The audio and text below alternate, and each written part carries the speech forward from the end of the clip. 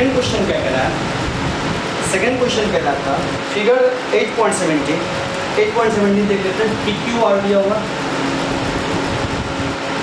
ये है पी, ये है क्यू और ये है आर।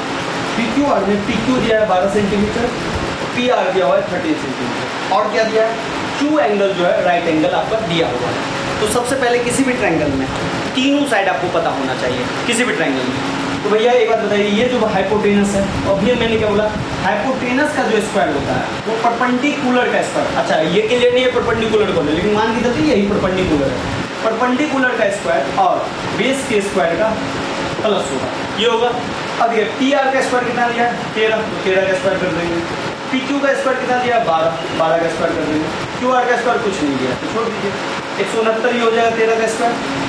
12 का स्क्वायर 144 होगा, जिस 144 को इधर ले आएंगे तो 144 हो जाएगा, इधर बच गया क्यू आर स्क्वायर। ध्यान रखिएगा स्क्वायर हटेगा तो इस साइड लग जाएगा रूट अंडर, रूट अंडर में आएगा 25, क्यू आर बराबर 25 का स्क्वायर टूटेगा, रूट अंडर टूटेगा तो बचेगा 5, क्यू आर आपका कितना निकला, क्यू आर निकल गया 5। अब कहानी आगे देखते हैं, ट्रायंगल का तीनों साइड हमें पता चल गया।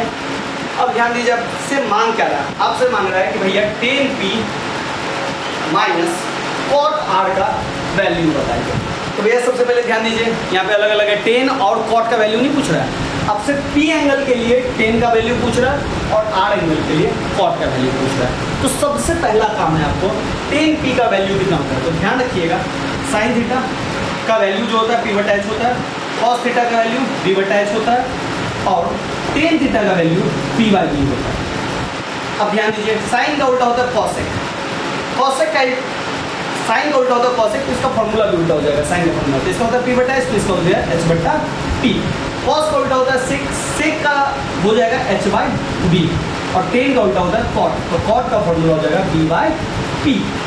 अब ध्यान दीजिए tan p, तो इसका जो tan का जो फॉर्मूला है वो है लंब बट्टा आधार, तो लंब बट्टा आधार नहीं लिखेंगे, इसको लिखेंगे परपेंडिकुलर बट्टा बेस।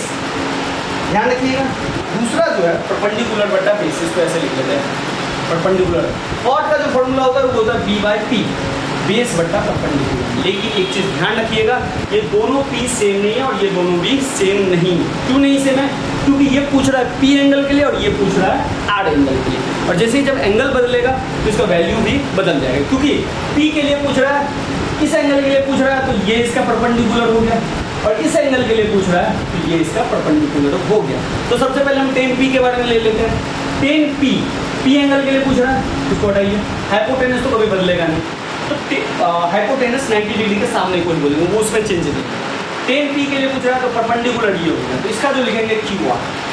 जब भैया परपेंडिकुलर ये हुआ तो सॉलिड है, पी क्यू क्या हो जाएगा, बेस हो जाएगा, तो लिख दीजिए पी क्यू बट्टा क्यू आर बट्टा पी क्यू माइनस। अब पूछ रहा है आर के लिए भैया, तो देखिए भैया आर के लिए परपेंडिकुलर ये हो जाएगा, तो भैया बेस कौन हो जाएगा, क्यू आर।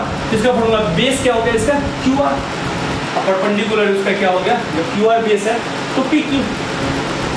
अब ये कहानी खत्म हो गया, अब ये कहानी खत्म हो गया। अब वैल्यू डालिए, क्यू आर का वैल्यू कितना है 5, पी क्यू का वैल्यू कितना है 12, क्यू आर का वैल्यू 5 में से 12 5 बटा 5 जीत गया, तो 0 नहीं करना है तो ऐसे कर लीजिए, 12 का एलसीएम 12, 5 एकम 5 5 एकम 5, तो 0 बटा 12 यानी कि 0। लेकिन आप सिंपल कर दीजिए, 5 बटा 12 में से 5 बटा 12 गया तो ये हो गया 0।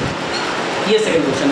सारा खेल एंगल पे, ध्यान रखिएगा, पी एंगल एक्यूट एंगल के लिए बोलेगा तो ये परपेंडिकुलर होगा, इस एंगल के लिए बोलेगा तो ये परपेंडिकुलर, जब इस एंगल के लिए बोलेगा तो ये परपेंडिकुलर, तो सॉलिड है ये आपका बेस। इस एंगल के लिए पूछेगा तो ये परपेंडिकुलर, तो सॉलिड है ये आपका बेस। हाइपोटेनस कभी चेंज नहीं होगा, उसमें एक चीज आपको हमेशा ध्यान रखना, राइट एंगल के सामने को हमेशा हाइपोटेनस कहते हैं।